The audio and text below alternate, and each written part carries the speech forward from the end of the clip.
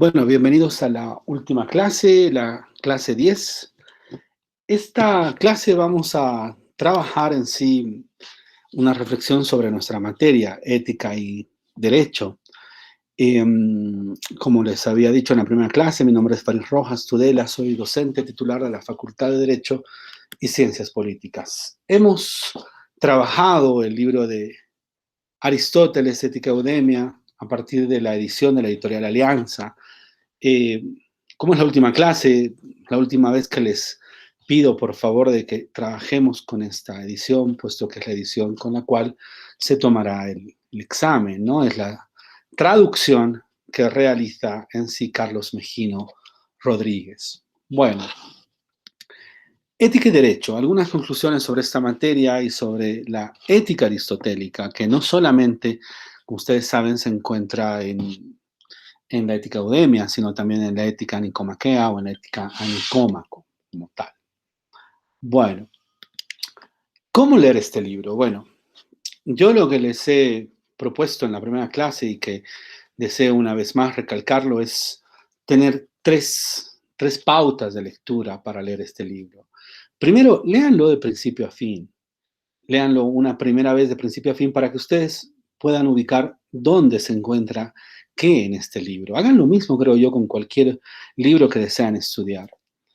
En una segunda lectura, en una segunda lectura, subrayen y repasen y vean dónde ustedes encuentran los puntos más llamativos. Por ejemplo, miren cómo yo fui eh, colocando con un resaltador las distintas partes que me llamaban la atención, otras que no. Por ejemplo, acá no tengo acá referencias y otras que sí, donde veo de que está en sí el argumento de cada uno de los capítulos como tal. Entonces, en esta segunda parte ya empiecen a tomar apuntes. Yo he tomado los apuntes justamente en cada una de las presentaciones que he realizado. En las presentaciones van una serie de apuntes que me permiten ir transitando por el libro y poder saber dónde se encuentra en el libro, por ejemplo, la reflexión sobre la virtud.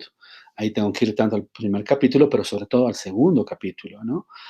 Dónde se encuentran los ejemplos de la virtud ética. Allí necesito saber qué es la virtud ética, revisar el capítulo segundo y, por ejemplo, transitar al capítulo tercero, pero comprender de qué manera este libro me abre para pensar la justicia. Por ello es que tuvimos una clase especial, una clase específica dedicada a la justicia, que la recortamos justamente de la ética a Nicómaco. Si muy bien esa clase nos sirve para comprender el contexto del libro, les aclaro de que el examen va a girar en torno a este libro, a la ética eudemia, bajo esta edición. Y finalmente, estudien y repasen cada una de estas partes del libro, de estas condiciones del libro que ustedes han ido subrayando para comprender y poder transitar rápidamente en el libro cuando tengan alguna pregunta dentro del examen e incluso como para poder utilizar este libro como una herramienta. Básicamente, esos son los libros son herramientas que nos sirven para transitar. Yo por lo menos soy muy reacio a la idea de aprender las cosas en sí de memoria, sino creo yo de que es necesario comprender el contexto en el cual se desarrolla o se desenvuelve una determinada lectura, una determinada temática. En ese sentido, el contexto me es importante. El contexto de nuestra obra, Ética Eudemia, es la Grecia antigua. Y en la Grecia antigua, como les decía en la primera clase, tenemos tres filósofos importantes. Sócrates, que es el gran ágrafo porque no escribió nada. Sabemos de Sócrates por sus estudiantes, por sus discípulos, por la gente que habló de la existencia de este gran hombre, y en particular por Platón. Platón es de lejos el alumno de Sócrates que coloca a Sócrates en sus diálogos como un personaje, ¿no? Entonces, Sócrates es el ágrafo, Platón es el gran autor de obras en las cuales se plantean conflictos y problemas a partir de un tipo de escritura que se llama diálogo, ¿no? Entonces, los diálogos son básicamente como puestas en escena, como pequeñas obras de teatro donde uno ve aparecer a Sócrates discutiendo y tratando de sacar el conocimiento a partir de un ejercicio que se denomina mayéutica, ¿no? La mayéutica, que es básicamente el dar vueltas, discutir, dialogar, como para poder dar a luz, sacar a la luz el conocimiento o el saber. La obra de Platón, en cierto sentido, ha ido distinguiéndose de la obra socrática porque Platón ha empezado a desarrollar su propia obra y su propia academia, su propio espacio de enseñanza. Este espacio de enseñanza, pues, fue el lugar donde Aristóteles desarrolló su vida durante 20 años aprendiendo del maestro Platón.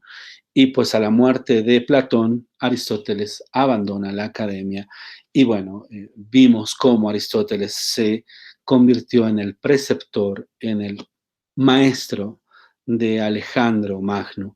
Esto llevó a que los atenienses sean bastante desconfiados de Aristóteles. ¿Por qué? Porque Aristóteles era un extranjero, por ello también lo llamamos como el estagirita, ¿no? ¿Por qué? Porque nació en Estagira, que es una ciudad griega, pero es una ciudad que para la antigüedad griega era una ciudad extranjera a una otra ciudad, ¿no? Cuando Alejandro Magno empieza a construir esta primera versión de un imperio en la antigüedad, Aristóteles retorna a Atenas y funda el Liceo. Tanto la academia como el liceo hacen referencia a un tipo de educación, a una forma de educación que tiene que ver con el caminar, el dialogar, el poder indagar. Estos espacios, tanto la academia como el liceo, son bosques, son jardines, espacios abiertos donde estos grandes maestros caminaban, dialogaban, hablaban, daban clases sobre su sabiduría. Y en el caso de Platón, pues obviamente él escribía esos diálogos como para poder transmitir su saber y su conocimiento. En el caso de Aristóteles, lo que tenemos son textos que después fueron recolectados por sus alumnos. En el caso específico de la ética Eudemia, por ejemplo, ahí está Eudemo, y en el caso específico de la ética Nicómaco, ahí está Nicómaco, el hijo de Aristóteles, y bueno, vimos también en la primera clase esta forma o manera en la cual llegaron hasta nuestros días los escritos de Aristóteles, ¿no? Estos avatares de el tal vendió a tal, tales textos llegaron que fueron tomados como parte del botín en un proceso bélico, en una guerra. Bueno, el tema está en que durante muchos años también se discutió la autoría de los textos de Aristóteles. ¿Por qué? Porque obviamente los estudiantes de Aristóteles eran los que sistematizaban estas obras como tal. Eh, Son los mismos estudiantes, los mismos discípulos de Aristóteles los que van a terminar de darle, podríamos decir, la forma del libro a estos textos y van a incluso a terminar dándole los nombres, los títulos a estos libros que revisamos en sí de Aristóteles. En el caso de Aristóteles, la reflexión ética se basa en tres obras. La Ética Eudemia, que para muchos es el núcleo del pensamiento ético de Aristóteles, para muchos también, en especial para Jagger, es el texto inicial que habría escrito Aristóteles, es decir, Aristóteles habría escrito primero este texto y después habría corregido algunas cosas de este texto en la Ética Nicomaquea. Y también existe otro texto que se llama La Gran Ética, que para muchos es simplemente una antología del pensamiento de Aristóteles sobre la ética. Pero Aristóteles es un autor importante porque sistematiza el pensamiento ético. No es que Platón o que Sócrates no hayan tenido la reflexión sobre la ética, sino que Aristóteles es el primer autor que sistematiza específicamente el tratamiento de la ética en sus escritos y tienen escritos específicamente dedicados a la ética, separados, por ejemplo, de la política, que es otro texto muy importante de Aristóteles, o de la consideración metafísica o de filosofía primera, que es otro texto de Aristóteles.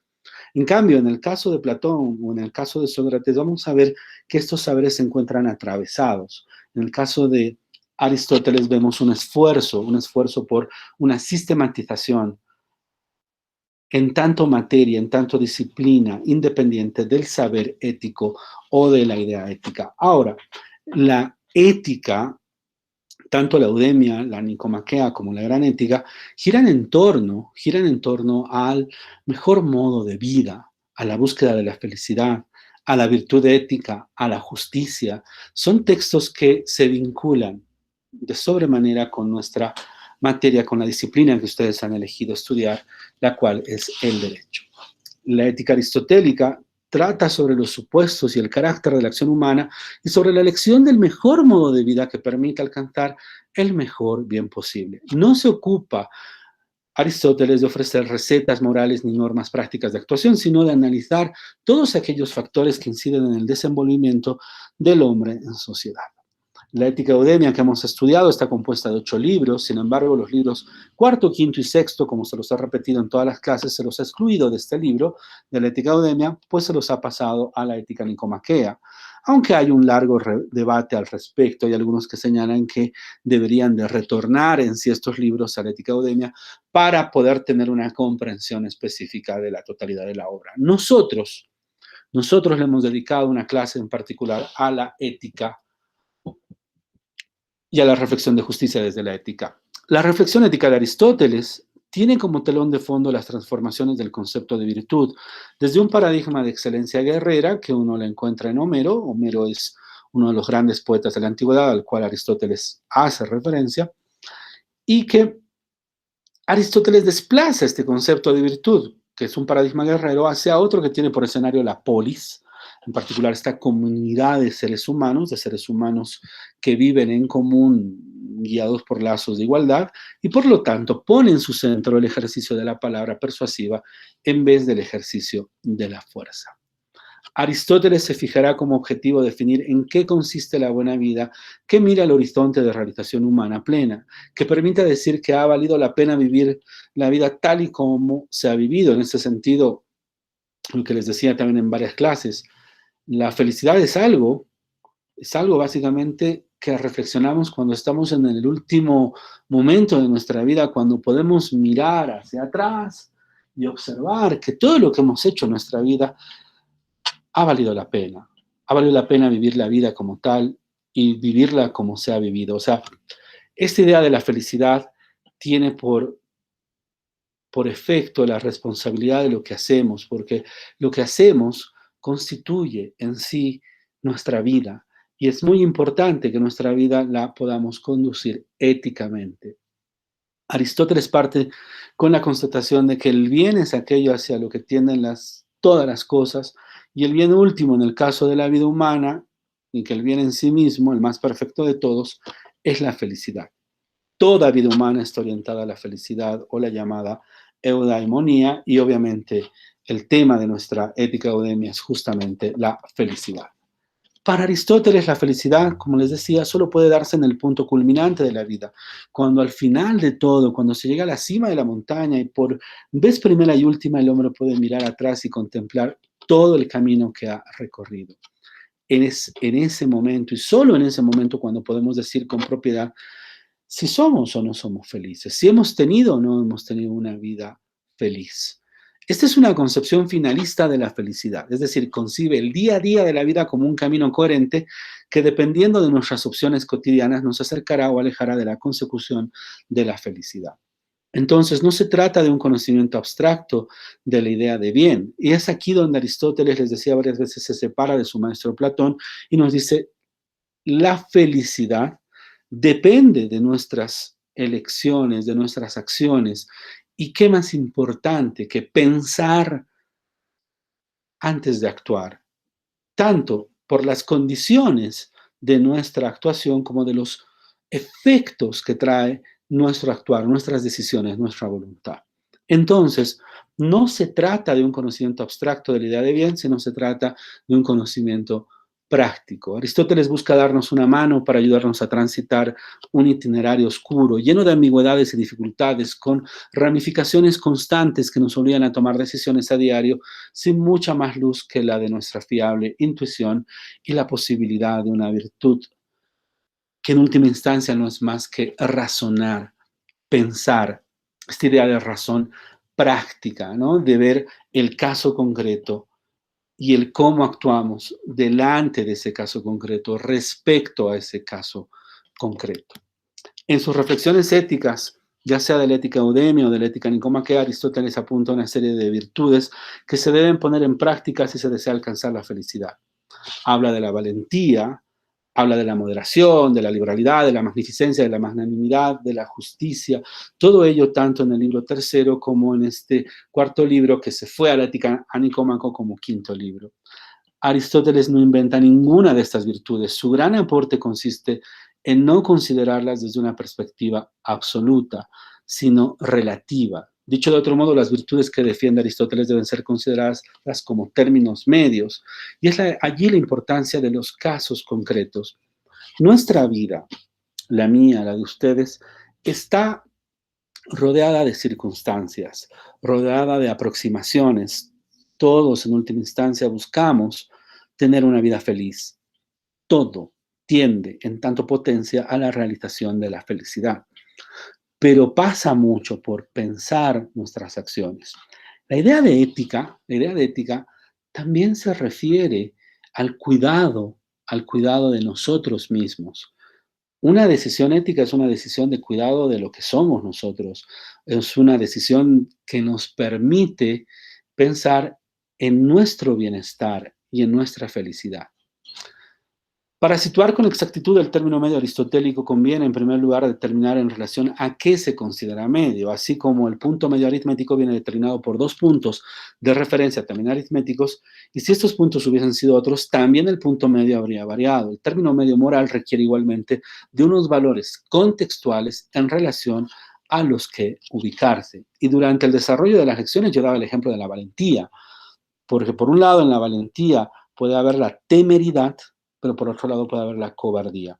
Dependiendo de la situación en el caso concreto, tenemos que elegir en acercarnos más a la temeridad y en alejarnos de la cobardía. Pero ese rango de cercanía hacia la temeridad o del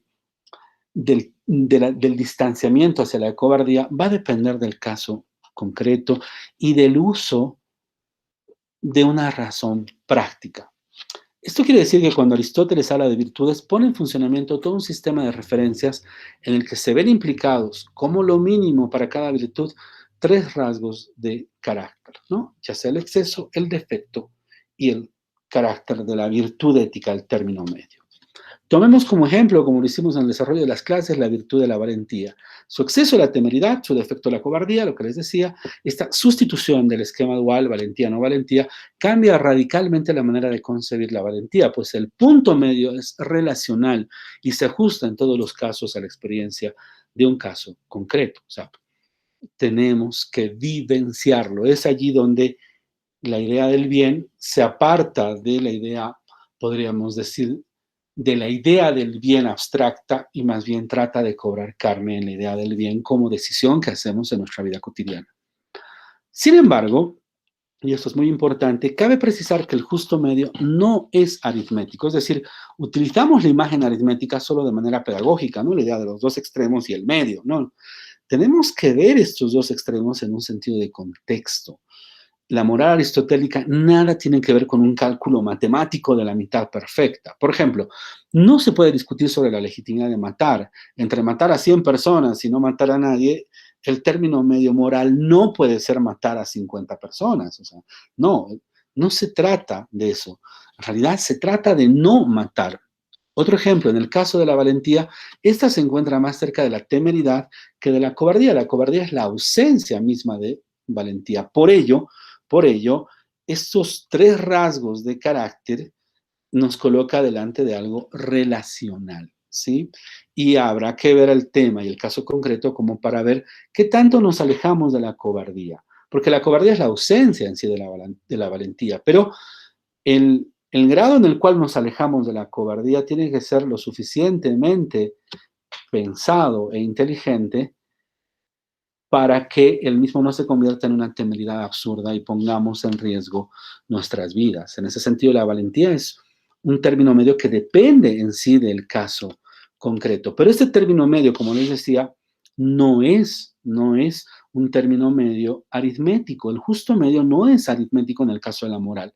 La moral aristotélica, como dice acá en la pantalla, nada tiene que ver con los cálculos matemáticos.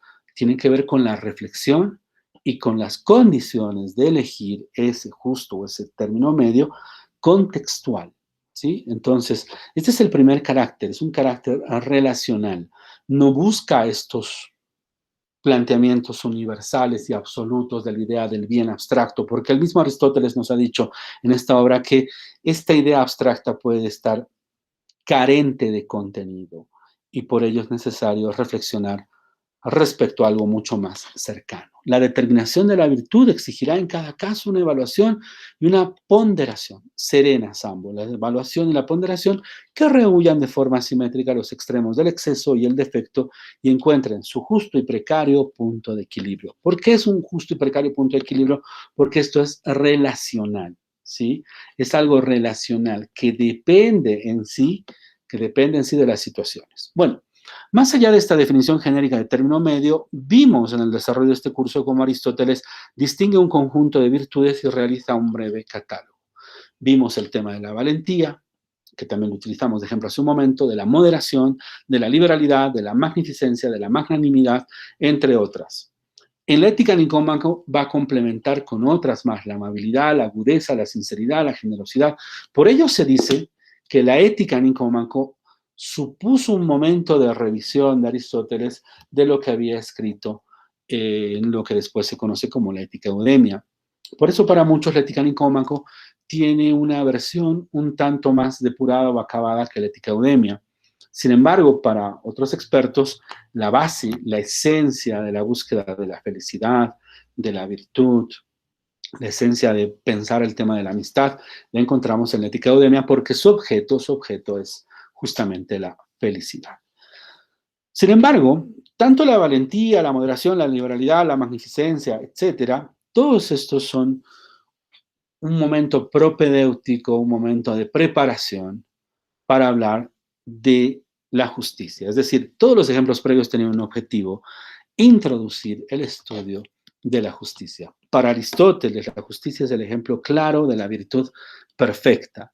Inicialmente, es la única de las virtudes aristotélicas que no se puede trazar plenamente desde la perspectiva triangular utilizada hasta el momento, ¿no? Esta idea de la temeridad, por ejemplo, la cobardía y el punto medio de la valentía. No, no. En este caso, no podemos afirmar que alguien es demasiado justo y, por otro lado, demasiado poco justo, ¿no? En ese sentido, se puede ser justo o injusto. Entonces, existe el contrario de la justicia, que vendría a ser la injusticia. Ahora, lo justo, la idea de la justicia es la idea de ver al otro como un otro legítimo y de convivir, y esta idea de lo justo como lo junto.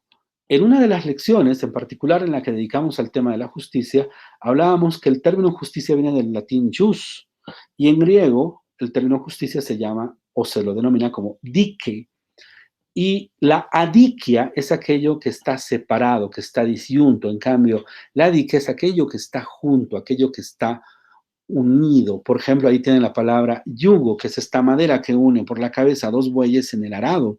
En el arado los dos bueyes están unidos por esta madera que permite que los bueyes caminen juntos. Entonces, la justicia hace referencia en sí a esta posibilidad de ir juntos. Por eso esta relación que desarrolla Aristóteles con la amistad, ¿no?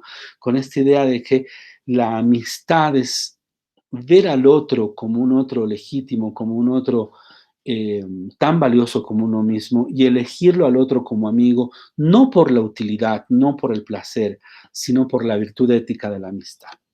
El hecho de no poder concebir la justicia como término medio entre un exceso y un defecto obliga a Aristóteles a ser más cauteloso con la definición de esta virtud y hace notar que cuando se habla de justicia se habla en dos sentidos ligeramente distintos. Entonces, hay una justicia acorde con la legalidad o con la ley, con la norma escrita, la que es posible leer. Les decía en las clases que ley viene de legere, legere significa leer, porque antes la ley se la escribía y se la tenían que leer, y hasta incluso les hacía recuerdo de que para algunos autores como Lara Peinado, la redacción de estas leyes parecía tener una intención hípnica, es decir, de poderlas cantar, ¿no? Entonces, por un lado tendríamos la justicia acorde con la legalidad, pero por otro lado tendríamos la justicia acorde con la equidad. Y esta equidad puede, como no, nacer de las leyes. Y este es el primer paso, yo creo, valioso de Aristóteles. Aristóteles nos señala y nos dice, la justicia universal es aquella que se relaciona con las leyes, pero cuando la ley no alcanza, es necesario que pasemos a la justicia como equidad, ¿sí? Bueno, en el primer tipo de justicia, acorde con la legalidad, es este tipo de justicia la que se dirime todos los días en los tribunales. La norma de derecho, la ley tiene una formulación abstracta y los jueces la aplican a los casos concretos. ¿Qué significa que tiene una formulación abstracta? Que la ley dice, por ejemplo, si uno mata a otro con un arma blanca, será sancionado con una pena privativa de libertad de 10 años. Ese si uno mata a otro, no está diciendo quién mató a otro, sino es algo general, es algo abstracto. En consecuencia, necesitamos de un hecho. El señor Pedro Cáceres mata al señor Juan Fernández con un arma blanca, con un cuchillo. Bueno, ahí ya tenemos un caso concreto y es justamente lo que se hace en los tribunales todos los días. Se ve la ley, la formulación abstracta y se ve los casos concretos. En consecuencia, los hechos se adecuan a lo preestablecido en las normas. La misión de un juez no es otra que la de determinar si una acción es justa o no de acuerdo con la ley, de acuerdo a que si esa acción está prevista o no en la ley. Este sería el tipo de justicia acorde con la legalidad o el tipo de justicia universal que nos dice Aristóteles y es la que todos desearíamos que existiera si es que estas normas, si es que estas leyes, que son un medio para la realización de la justicia, abarcasen todos los casos. Sin embargo, no lo abarcan. Y es allí donde aparece el segundo tipo de justicia.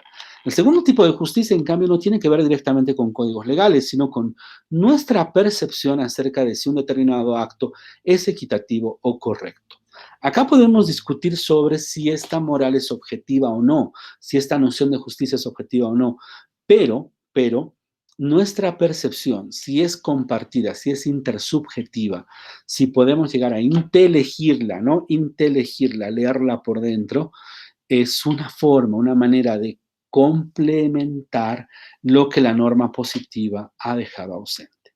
Efectivamente, la legalidad no cubre todo el abanico de posibles situaciones justas y por lo tanto cabe la posibilidad de que una acción sea justa aunque no esté recogida en ningún código legal. Este ha sido un punto de quiebre importantísimo, porque es un punto de quiebre que se discute hasta el día de hoy. Es un punto de quiebre donde van a encontrar profesores de derecho que no están de acuerdo y que van a decir, no, lo justo es aplicar la norma, pero la norma no da una solución. Bueno, pues ni modo, se aplica la norma, se aplica la ley porque es la ley. La ley es dura, pero es la ley. En cambio, con Aristóteles estamos delante de un segundo tipo de justicia donde prevalece nuestra percepción acerca de lo que es justo o no. Y si eso no es justo, si esa legalidad no llegó a cubrir la posibilidad de una situación de justicia, pues es necesario intervenir. Bueno, a la primera, como ustedes se imaginarán, y bueno, como lo vimos en clases, a la primera, a la justicia acorde con la legalidad, Aristóteles llama justicia universal. Y a la segunda, a la acorde con la equidad, la que está acorde en última instancia con una percepción acerca de que si determinado acto es equitativo o correcto, bueno, a esa se la llama justicia particular. Y justamente las características de cada una de estas formas de justicia son las que se encuentran en la ética Nicómaco y en este libro cuarto que justamente está ausente de la ética aristotélica, de la ética eudemia, ¿no? De este libro que nos ha tocado revisar, pero que es importante, como les decía, volver a ella. La virtud de la justicia tiene un papel central en la configuración de la vida en sociedad y es esta justicia la que se busca estudiar, es decir, en lo que él, Aristóteles, llama polis, la justicia que tiene que ver en sí con una organización política. Así reconoce un tipo de justicia exclusivamente política. La justicia política es la que se da entre personas libres e iguales que participan de una vida en común. Es la que se da en esta politeia, en esta polis, en esta ciudad-estado. La preocupación de Aristóteles por la política es tan importante que, como es sabido, escribió uno de los primeros tratados sobre política justamente llamado La Política. Y es por ello que les decía en alguna clase de que el pensamiento ético de Aristóteles se relaciona con el pensamiento político y el pensamiento filosófico en la metafísica. Entonces, tanto la ética eudemia la ética Nicómaco como la Gran Ética, tiene una relación directa con la política, este otro gran texto de Aristóteles, pero también tiene una relación con la metafísica, este otro gran texto también de Aristóteles, que trabaja la idea de una filosofía primera, o de esta filosofía del arjé, ¿no? Del principio, de aquello que mueve las cosas, ¿no? Como tal. Entonces, esta dimensión ética de la justicia, que también lo vamos a ver con la amistad, se relaciona directamente con la política. Bueno, la felicidad. La felicidad es el tema de este libro, es el tema de la ética eudemia. Es decir, si de algo podríamos decir que trata la ética eudemia es de la felicidad. ¿Y qué nos dice Aristóteles? Que no son ni los bienes externos ni la práctica de las virtudes éticas lo que nos hace felices. La felicidad suprema, la más perfecta de todas, viene de una vida dedicada al cultivo de las virtudes y la contemplación. O sea, es decir, la felicidad no es algo momentáneo, no significa que uno es feliz por momentos, sino la felicidad es una reflexión sobre la totalidad de nuestras vidas. La felicidad contemplativa de la cual hablamos y hablamos muy poco en estas clases, es para Aristóteles un modo de vida. Esta felicidad contemplativa es un modo de vida que puede llevar al hombre a la felicidad. Esta felicidad contemplativa se refiere al modo de vida filosófico. No olvidemos que la felicidad es aquello que decimos de nuestra vida momentos antes de morir, ¿no? Si he sido o no soy feliz. Para Aristóteles, el hombre contemplativo es el que hace suyos los principios de la moderación que permiten una vida virtuosa, pero añade a la práctica de las virtudes éticas una dedicación intelectual, pensar. Y acá esa diferencia, si recuerdan con ciencia, la ciencia no piensa. Pensar supone reflexionar y supone contemplar. ¿Qué contempla el hombre contemplativo? Aristóteles responde, los primeros principios de la realidad. Se trata de encontrar los principios que ordenan nuestra realidad, ¿sí? ¿Hay algún tipo de principio que proporcione coherencia y universalidad a la diversidad de las cosas que se nos aparecen? O sea, ¿hay algún tipo de principio que tenga esta coherencia y esta noción de carácter universal? No se olviden que la palabra universidad también viene de allí, ¿no? La búsqueda de estos principios o de estos saberes con tendencia universal. La pregunta que se hizo a la filosofía griega antigua y de la cual participa Aristóteles es esta: ¿por qué hay cosas en lugar de no haber nada? Es decir, ¿cuál es el principio de estas cosas? Para responder a esta pregunta, Aristóteles pone un énfasis no solo humano, sino filosófico, un énfasis casi divino, la contemplación. Por regla general, para los griegos el hombre no dispone, como los dioses, de la perspectiva necesaria para captar la unidad y el principio primordial. El hombre, al ser finito, está preocupado por lo temporal, está preocupado por las cosas que suceden. Entonces, la única posibilidad de acercarse a una contemplación de la eternidad es acercarse a este principio divino. Es decir, nosotros los seres humanos estamos, como este dicho, los árboles no nos permiten ver el bosque, o sea, las circunstancias, las situaciones no nos permiten abstraernos hacia la universalidad. Pero miren, los dioses gozan de una perspectiva privilegiada, la perspectiva de conjunto, y además es natural que presten mucha menos atención al cambio o a las circunstancias o a lo circunstancial, pues como los dioses son inmortales, pueden ver la permanencia, la eternidad, entonces pueden comprender los principios. Comprender los principios es comprender qué es lo que ordena a ese todo. En el hombre esta mirada solo puede ser alcanzada por la razón y por la contemplación. Este vendría a ser el hálito, la inspiración de orden cuasi divina que tiene Aristóteles cuando nos dice, esta felicidad la vamos a lograr a partir de la contemplación y la contemplación es la que obedece mejor al orden de vida filosófico. Si la vida de los dioses es comparable de algún modo a la vida contemplativa es porque no es imaginable que un ser divino cultive otra virtud que no sea la virtud o virtudes intelectuales. Este principio que unifica todo recibe el nombre en griego de arge, ¿no? Esa es la idea de la búsqueda de los principios. La arquitectura es la idea de la búsqueda de estos principios que sostienen, por ejemplo, un edificio. La arqueología es el estudio de las primeras civilizaciones, ¿no? Aquello que va a sostener nuestra civilización actual, ¿no? El hecho de que existan excavaciones arqueológicas que nos digan, bueno, parece ser que hubo una guerra similar a la que describe Homero, la guerra de Troya, nos permite comprender las bases del pensamiento y la civilización occidental que por razones del descubrimiento de América o bueno, de la llegada de los europeos hacia América, también se traslada esta herencia griega hacia los márgenes de América Latina. Muy criticable, podría serlo, sin embargo, el origen, el pasado de muchas instituciones que van a estudiar en derecho tienen un origen y un pasado europeo, romano, griego. La misma palabra democracia, ¿no? Viene de demos, pueblo, kratos, poder. La misma palabra de derecho viene del latín directum, que significa la línea recta o el camino recto. La misma palabra justicia viene de jus, y es básicamente la forma de relacionamiento que tenían los ciudadanos romanos entre ellos, el jus civile entre romanos, el jus gentium entre extranjeros o gentiles, ¿no? Como tal, la misma construcción de la noción de Estado, ¿no? La idea del Estado moderno que se consolida entre los siglos XVI y XVII y que ya está un poco más claro entre el siglo XVIII, es básicamente a partir de un evento, la Paz de Westfalia, ¿no? Que es como fundacional para la concepción de que las guerras se dan entre estados y los relacionamientos son entre estados. Entonces, hay un pasado nuestro, un pasado que tiene que ver con los orígenes tanto europeos, tanto romanos, tanto griegos, y que tienen como punto de partida pues el momento en el cual eh, Europa, en este afán de expandir sus redes de comercio, llega a América en 1492, creyendo que descubren una nueva ruta hacia las Indias, ¿no? O sea, no se olviden que Colón muere pensando que llegó a las Indias.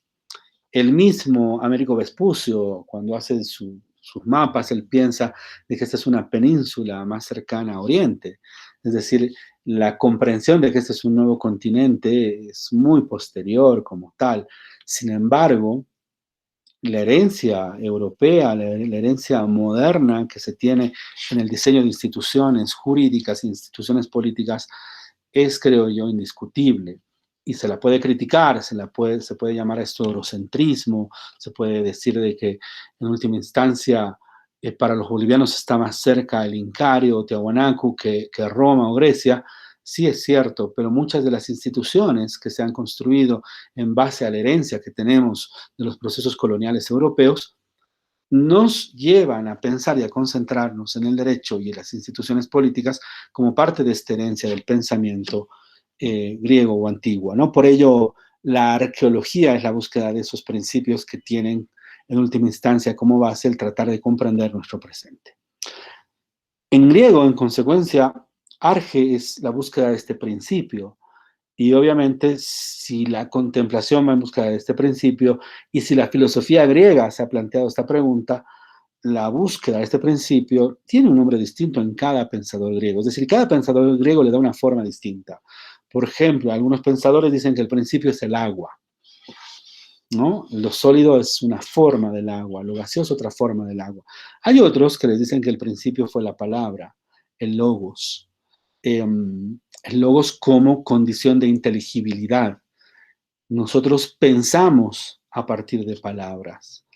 Nos estamos comunicando con un lenguaje, tanto el que ustedes ven en su pantalla, que está ahí escrito, tanto el que ustedes me escuchan, ¿no? Mi boca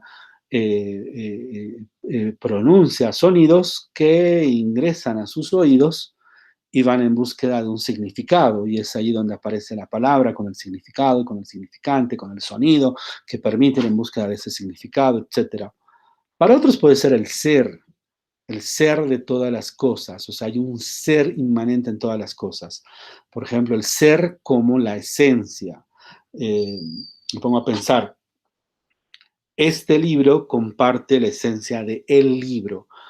Este otro libro comparte la esencia de el libro, pero el ser no es ni este libro ni este otro, sino que ambos comparten la esencia de la idea del libro, del ser del libro o de la idea. Entonces, el arge también pueden ser las ideas, estas representaciones mentales que nos hacemos para comprender algo. Para Aristóteles, el arte es la sustancia que intenta trascender el mundo físico. Es decir, una sustancia que está presente en el mundo físico, pero que intenta trascender como principio. Por ello la contemplación, para observar esos principios. Por ello la filosofía primera. Todo ello lleva a Aristóteles a escribir un libro que se llama La Metafísica. Este libro, que se llama La Metafísica, no tenía ese nombre. Esta es una parte muy, muy curiosa. Cuando nosotros empezamos esta revisión, eh,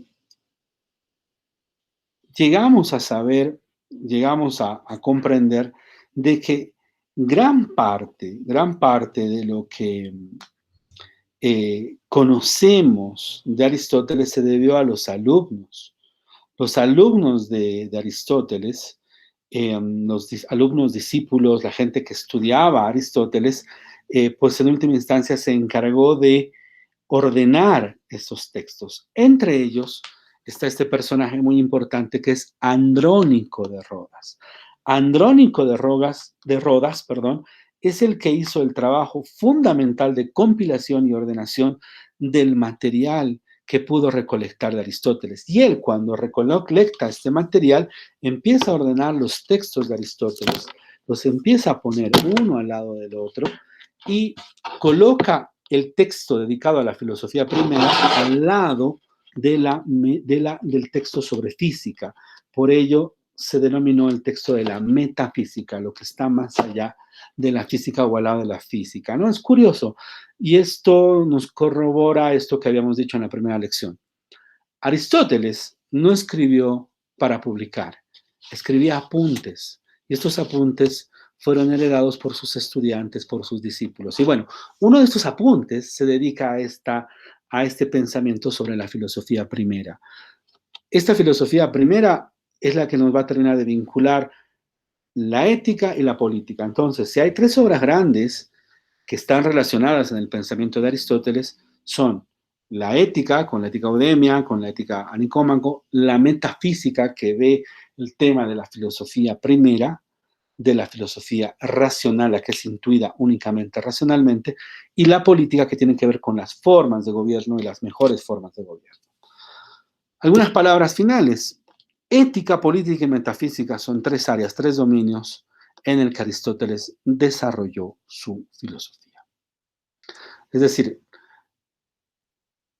tiene textos sobre el lenguaje, tiene textos sobre la observación de animales, pero posiblemente su mayor contribución estuvo en estas tres áreas, y porque dedicó a cada una de estas áreas tratados específicos, sistematización de pensamientos específicos.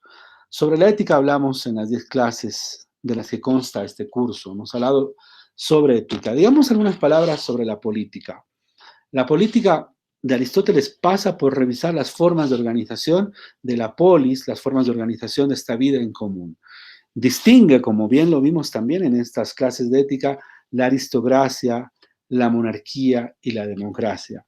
Y en el desarrollo de esta obra, que es una obra extensa, la política, para Aristóteles, la mejor forma de gobierno es aquella que comparte tanto aristocracia como democracia, es decir, tanto el saber de aquellos hombres cultos y educados como la participación de la población. Y en ese sentido hay una preocupación, sé muy bien, no por la educación pública, por la educación per se, sino por el conocimiento, la posibilidad de que el conocimiento pueda estar al alcance de las personas, porque ese conocimiento, esta condición de ilustración es necesaria para la toma de decisiones. Sin conocimiento es muy difícil prever los efectos de nuestras acciones o las condiciones de nuestras acciones. Por ello, el conocer y el conocimiento es tan valioso, y por ello la lectura, vamos, la calidad de lo que escribas va a depender de la calidad de lo que leas. La calidad de lo que pienses va a depender de la calidad de lo que leas y estudies. Entonces, allí hay una preocupación de Aristóteles justamente respecto a las formas de producción, a las formas de politeia, de organización de las polis. Digamos algunas palabras sobre la metafísica. La metafísica es otra de las obras importantes de Aristóteles. La metafísica es la búsqueda de la filosofía primera. Y esta filosofía primera no llegas al conocimiento de ella sino a través de la razón. La razón es lo que nos permite llegar a afirmaciones de orden universal. La razón nos permite inteligir lo universal. Una idea universal. La distancia más corta entre dos puntos es la línea recta. Eso es algo inteligible.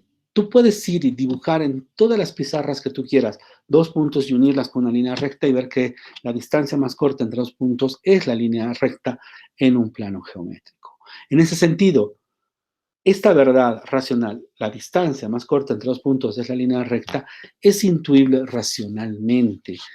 Y no es intuible solo por experiencia, sino ante todo porque es racional. El ser humano tiene a la razón como un elemento innato que nos acompaña desde el nacimiento. Hemos dedicado en alguna lección esta reflexión a qué es lo innato, qué es lo natural.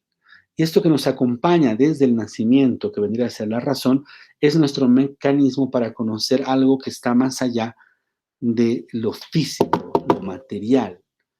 Y esto que está más allá de lo físico solamente es perceptible, inteligible mediante la razón. Y todo este tratado de la metafísica trata de dar cuenta de esta filosofía primera. Bueno, digamos algunas palabras sobre Aristóteles y la filosofía griega.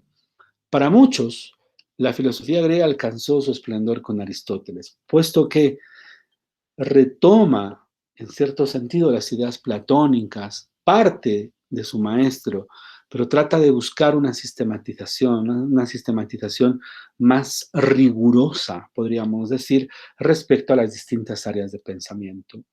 La filosofía griega constituye en sí la brújula del pensamiento filosófico hasta más o menos el siglo XIX y yo creo que hasta nuestros días. Si muy bien en el siglo XIX hay un momento en el cual hay una crítica en sí a esta idea de que el saber y el conocimiento es algo que yo puedo tomar, como puedo tomar estos libros que están acá y estudiar, aparece esta crítica de que el pensamiento, el saber es algo que está construido histórica y culturalmente en un determinado tiempo, bajo determinadas relaciones de poder. Ahí aparece la figura de Friedrich Nietzsche. Durante todo el siglo XX aparece esta filosofía, el giro lingüístico, que aparece a principios del siglo XX, pero que tiene una influencia muy grande en los años 50, 60, 70, toda la faceta estructuralista del pensamiento filosófico no se entiende sin el giro lingüístico. Pero bueno, la presencia de los griegos y de la filosofía griega y del pensamiento de Platón, de Aristóteles y obviamente mediante Platón de Sócrates, va a ser una constante en la construcción de la filosofía, pero también una constante en la reflexión de otras disciplinas, de otros saberes, como por ejemplo es el derecho. Llegamos entonces una vez más a la pregunta con la que iniciamos este curso. ¿Por qué una materia de ética y derecho? ¿Por qué nos metemos a estudiar la ética Eudemia? ¿Por qué tenemos las referencias a la ética Nicómaco? ¿Por qué yo hago referencias a Kant, a Immanuel Kant, o hago referencias a John Rawls, o hago referencias a Montaigne, por ejemplo? Porque el derecho precisa,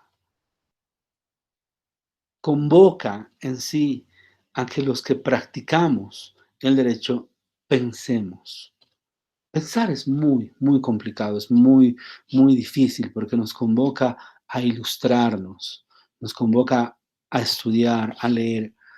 Estamos tratando con vidas humanas, estamos tratando en el derecho con vidas humanas, es decir, los abogados que se dediquen al área constitucional van a tratar con derechos fundamentales de las personas, van a tratar con la forma de organización del Estado, de las elecciones, de los gobiernos, de los estados de excepción.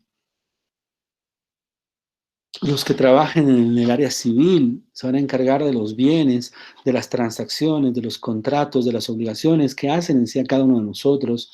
Los que trabajen en el área penal se van a ocupar de ver las formas de proteger la libertad de las personas o de buscar la restricción mínima que se pueda a la justicia.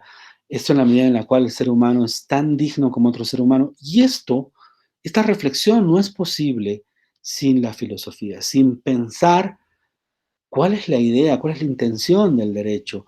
¿Por qué utilizamos este medio para resolver conflictos? ¿Y cuál es la finalidad que perseguimos al resolver un conflicto? Por ello es tan importante la reflexión ética, porque debajo del derecho está este sustrato ético y este sustrato moral. No es casual que el símbolo de nuestra facultad sea la diosa de la justicia. No es casual que discutamos sobre el derecho, critiquemos al derecho, busquemos cambiar las legislaciones, busquemos un cambio en las normas, si no es porque hay un motor que mueve todo esto que es la justicia. Y la justicia no es asequible, no es inteligible sin una reflexión ética. Esa es la intención de una materia de ética y derecho y la intención de una materia que vincula a la filosofía, que como les decía en la primera clase es transversal, transversal en sí a nuestra formación. La van a ver en teoría del derecho, la van a ver en derecho procesal respecto a la prueba, la búsqueda de la verdad, la van a ver en derecho constitucional respecto a la interpretación de las normas, la búsqueda de la interpretación más acorde con los derechos humanos, yo qué sé, el bloque de constitucionalidad y otro tipo de elementos que están en materia constitucional. Lo van a ver en las discusiones sobre el derecho penal y el derecho procesal penal, la idea de la dignidad de la persona, de la libertad de las personas. Es decir, la filosofía y el planteamiento ético es transversal y hacernos cargo de esta disciplina es ser responsables. Esa es por lo menos la intención de esta materia de ética y derecho. Bueno, dicho esto, les agradezco mucho por su atención, muchas gracias por la atención. Espero de que les vaya muy bien en las evaluaciones que vienen justamente a continuación de este curso prefacultativo. No se olviden, trabajen con el texto, trabajen desde la ética de Udemia.